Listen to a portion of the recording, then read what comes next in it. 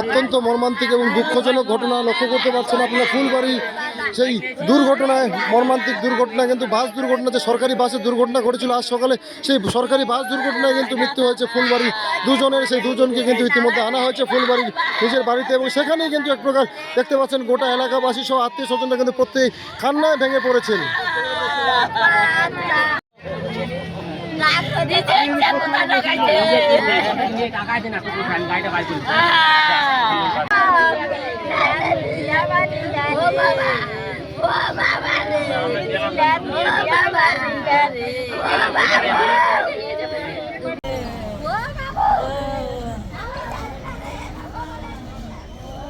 দাঁড়িয়ে থাকা একটি ট্রাকের পেছনে সংঘর্ষের জেরে দুমড়ে মুচড়ে গেছে বাসের সামনের অংশ। এলাকায় তীব্র চাঞ্চল্য।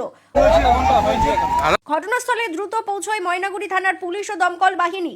যুদ্ধকালীন তৎপরতায় আহত যাত্রীদের উদ্ধার করে জলপাইগুড়ি সুপার স্পেশালিটি হাসপাতালে পাঠানো হয়েছে। তবে দুর্ঘটনায় ঠিক কতজন হতাহত হয়েছেন তা এখনো স্পষ্টভাবে জানা যায়নি। পরিস্থিতি খতিয়ে দেখছে পুলিশ। আপনাদের আরও একবার জানিয়ে রাখি, এই মুহূর্তের বড় খবর। আপনারা দেখছেন ধূপগুড়ি এক্সপ্রেসের পর্দায়। ময়নাগুড়ি উল্লাডাবড়ি এলাকায় ভয়াবহ সড়ক দুর্ঘটনা। শিলিগুড়ি থেকে কোচবিহারগামী একটি সরকারি সিএনজি বাস নিয়ন্ত্রণ হারিয়ে সজোরে ধাক্কা মারল দাঁড়িয়ে থাকা একটি ট্রাকের পেছনে। পরিস্থিতি খতিয়ে দেখছে পুলিশ।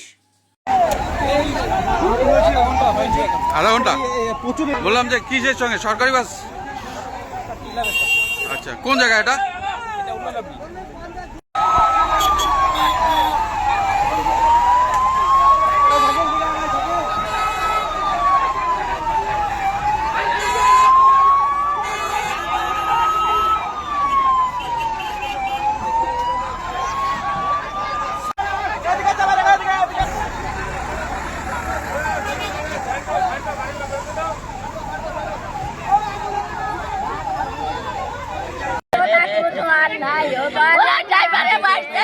ড্রাইভারে